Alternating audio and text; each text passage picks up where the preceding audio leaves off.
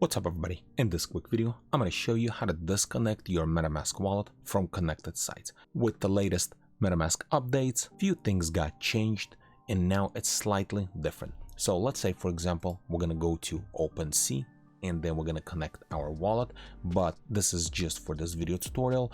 This can be applied to any other site, and then we'll connect with MetaMask, Ethereum, connect, and done. So now we're connected. You can see my wallet is connected, my profile and everything else right here. So the easiest way to disconnect, you go back to MetaMask. In here, press on this hamburger menu in the top right corner and then dApp connections. You press on it and it's going to show you every single site that your wallets are connected to, and then press on sites. In my case, it's only one.